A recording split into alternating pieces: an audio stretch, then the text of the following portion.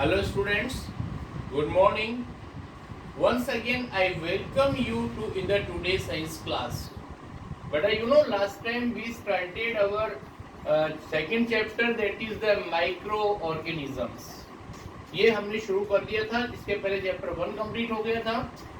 इसमें इस टॉपिक में मतलब ये चैप्टर सेकंड में हम इस बात पे बात कर रहे थे बेटा, that is what are microorganism. ये हमने पढ़ लिया था last time. Organism only which can be seen through the microscope but not from the naked eyes, they are known as microorganisms or microbes. एक और बात ध्यान रखना यहाँ, माइक्रोऑर्गेनिजम्स की एक स्मॉल टर्म होती है उसको बोलते हैं माइक्रोब्स इन शॉर्ट. और स्टडी ऑफ माइक्रोऑर्गेनिज्म जो होती है वो कहलाती है माइक्रोबायोलॉजी. पहले पढ़ चुके हैं अपन ये, please remember. Study of microbes is called what? Microbiology. उसके बाद हमने लास्ट टाइम पढ़ चुके थे बेटा major groups of microorganisms. मतलब जितने भी माइक्रो ऑर्गेनिजम्स होते हैं ना, तो साइंटिस्ट लोगों ने उनको उनके साइज के हिसाब से क्लासिफाई किया और अलग अलग 5 ग्रुप बनाए उनके. They can be divided into the 5 major group और उसके नेम आ रहे हैं बेटा. First number that is the viruses, bacteria, fungi, protozoa और एल्गी. ये 5 ग्रुप ऑफ माइक्रो ऑर्गेनिजम्स हैं. और ये इसमें से हमने देखा बेटा फर्स्ट में स्टडी किया था अबाउट द वायरसेस. ये चल रहा था अपना, पूरा कंप्लीट नहीं हुआ था. तो हम वायरसेस के बारे में दोबारा से पूरी बात बता रहे हैं आपको. Actually viruses are the microscopic organism. यहाँ पर लिखा है बेटा माइक्रोस्कोपिक. माइक्रोस्कोपिक का मतलब आप उसको माइक्रोस्कोप की हेल्प से ही देख सकते हैं. नेक्ड आई से वायरसेस आपको दिखाई नहीं देंगे. और ये जितने भी 5 मेजर ग्रुप होते हैं ना, उनमें सबसे छोटा कौन होता है? Virus group. Please remember, even they are smaller than bacteria. मतलब माइक्रो ऑर्गेनिज्म के ग्रुप में बैक्टीरिया एक कॉमन नेम होता है, तो उसके ग्रुप से भी छोटा होता है कौन? That is the virus. Please remember, एक और बहुत इंपॉर्टेंट बात, virus it contain the features of both living and non living things. मतलब जो भी वायरसेस होते हैं उसके उनके अंदर ऐसी प्रॉपर्टीज होती हैं कि अगर वो फ्री स्टेट में पड़े हुए हैं कहीं भी, तो दे show all the features of non living things. जो भी आपके नॉन लिविंग थिंग होती है, स्टोन वगैरह होता है, वुड वगैरह होती है, उस तरह का बिहेवियर करते हैं. बट बाय चांस अगर वो किसी लिविंग बॉडी के कांटेक्ट में आ जाते हैं तो दे show all the features of the living things. और एक सबसे ज्यादा खतरनाक बात होती है, दे रिप्रोड्यूस वेरी रैपिडली. ध्यान रखना, अभी जो आपकी डिजीज चल रही है कोरोना, वो भी एक वायरस की वजह से ही हो रही है. तो बात वही है, उसको कंट्रोल करने के लिए, रोकने के लिए सारी प्रिकॉशंस हम फॉलो करते हैं. वो सब इसी वजह से कि वो नॉन लिविंग फॉर्म में हो चाहे लिविंग फॉर्म में हो, बट अपने कांटेक्ट में नहीं आना चाहिए. तो ये इसी ग्रुप को बिलोंग करता है ये. अच्छा जी, इसके बाद एक और बात बता दें हम आपको. तो कहने का मतलब होता है कि साइंटिस्ट लोगों ने इसको डिवाइडिंग बॉर्डर लाइन बता दिया. मतलब वायरसेस से पहले के जो भी प्लांट्स और एनिमल्स ग्रुप रहे हैं वो सब नॉन लिविंग, मतलब प्लांट वायरसेस से पहले जो भी थे उनको नॉन लिविंग कैटेगरी में डाला गया. और वायरस के बाद वाले जितने भी लिविंग ग्रुप्स आ रहे हैं, जो वो उनको लाइफ सपोर्टिंग है और उनको हम लिविंग थिंग्स मानते हैं. तो कहने का मतलब हुआ, it is the scientific puzzle for scientist, so they regarded is it as a what include in the living also और नॉन लिविंग आल्सो. अच्छा जी, उसके बाद नेक्स्ट टॉपिक आ रहा है बेटा आपके पास, हैबिटेट ऑफ वायरसेस. हैबिटेट मतलब कहाँ मिलेंगे आपको वायरस, इसके बारे में बात कर रहे थे. यहाँ पर हम बता रहे हैं आपको, they are found in air, water, soil. Please remember,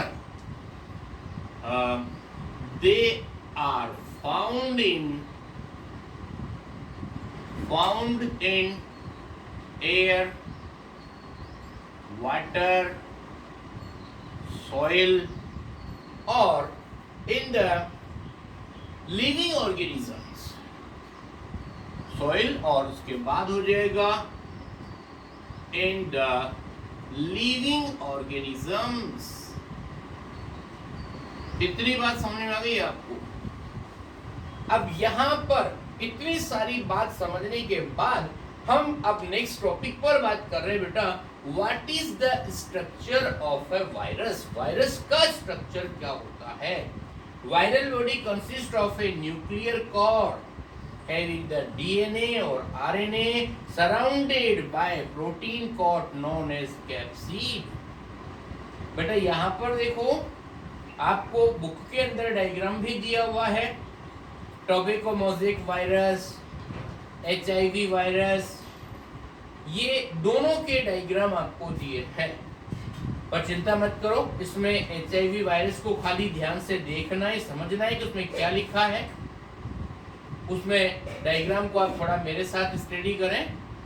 सबसे अंदर डायग्राम में लिखा है बेटा RNA और रिवर्स ट्रांसक्रिप्ट्स। इसके अलावा एक राउंडेड स्ट्रक्चर देख रहे हैं बेटा, इस पर कैप्सिड लिखा है, ये प्रोटीन शीट होती है। और उसके बाद एक लिक्विड होता है बेटा, उसको मैट्रिक्स बोलते हैं। और बाहर की तरफ ये GP41, GP120 ऐसे कुछ नेम दिए हुए हैं। और ये क्या है? Structure of the human HIV virus, जिसकी वजह से एड्स डिजीज फैलती है। मतलब प्रेजेंस ऑफ HIV का मतलब हो गया anyone suffering from AIDS disease. और HIV वायरस नहीं मिलता है, दैट इज नॉट अफेक्टेड और नॉट इन्फेक्टेड फ्रॉम एड्स। मतलब किसी को भी ब्लड डोनेट करते हैं ना, तो पहले लेब के अंदर एड्स का मतलब HIV टेस्ट होता है कि वो इससे इन्फेक्टेड है या नहीं। लेकिन वो तो अलग बात रही। पहले मैं एक छोटा सा स्ट्रक्चर आपको बता रहा हूँ। इसका एक टिपिकल स्ट्रक्चर इस तरह का होता है, बाहर की तरफ हेक्सागोनल स्ट्रक्चर होती है। ये डायग्राम आपकी बुक में नहीं है। और ये इस तरह की स्ट्रक्चर होती है। और यहाँ पर इसके बीच में न्यूक्लिक एसिड मिलेगा आपको, जो वो DNA या RNA टाइप कुछ भी हो सकता है। इस तरह की एक कोइल्ड स्ट्रक्चर इसमें होती है, प्लीज रिमेम्बर।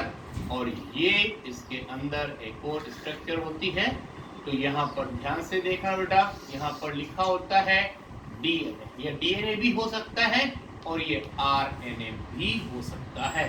ये यहाँ पर क्या होता है? Protein sheet, that is the what sir?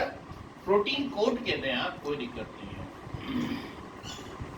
Protein code, okay, that is the structure of A virus. और आपकी बुक में थोड़ा सा अलग तरह का दिया हुआ है, मैंने थोड़ा सा इसको इजी बताया। और डायग्राम के नीचे लिखेंगे हम स्ट्रक्चर ऑफ ए वायरस। यूं तो सबके वायरसेस अलग अलग होते हैं, लेकिन एक वायरस के अंदर जो कॉमन थीम्स होनी चाहिए वो सारी चीजें इसके अंदर है। Structure of a virus. इतनी बात समझ में आने के बाद दूसरी बात हम बता रहे हैं, nutrition. Nutrition means you know how they derived their food. उनको अपना फूड कैसे मिलता है, यहाँ पर न्यूट्रिशन की बात कर रहे हैं बेटा। That is the nutrition. Nutrition का मतलब है कि वो अपना फूड किस तरह से लेते हैं। They derive their nutrition from the host cell. Please remember, from host cell.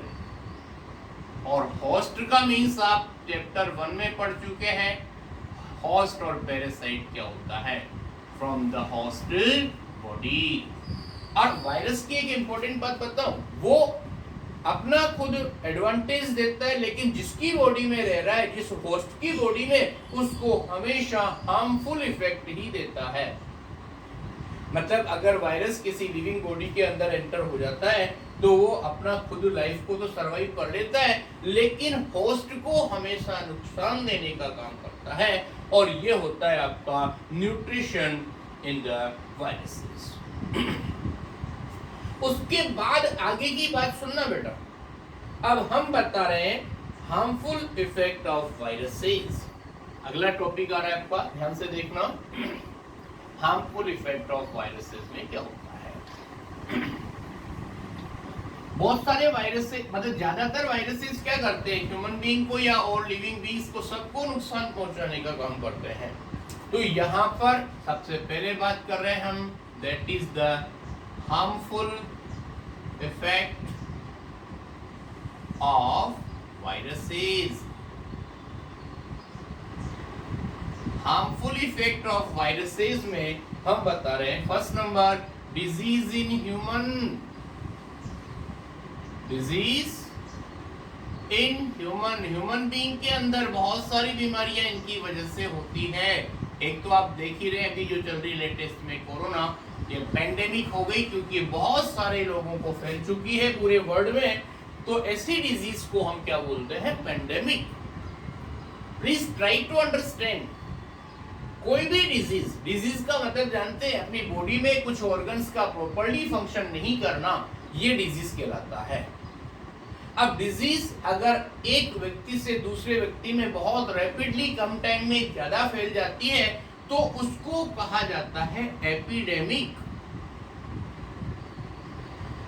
मतलब एपिडेमिक का मतलब समझने लगे, सबसे पहले डिजीज होती है, जब वो कंट्रोल में नहीं होती तो एपिडेमिक बन जाती है, और एपिडेमिक जब और आउट ऑफ कंट्रोल बन जाती है तो वो पेंडेमिक हो जाती है, पूरी दुनिया में फैल जाती है। So that is the pandemic.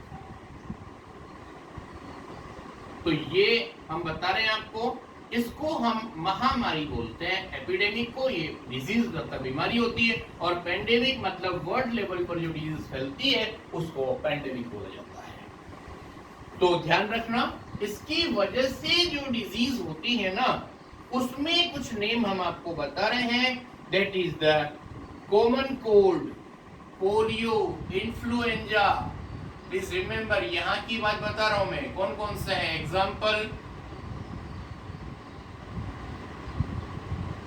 Common cold होता है, खांसी जुकाम जो अपने को होता है, पोलियो हो जाता है।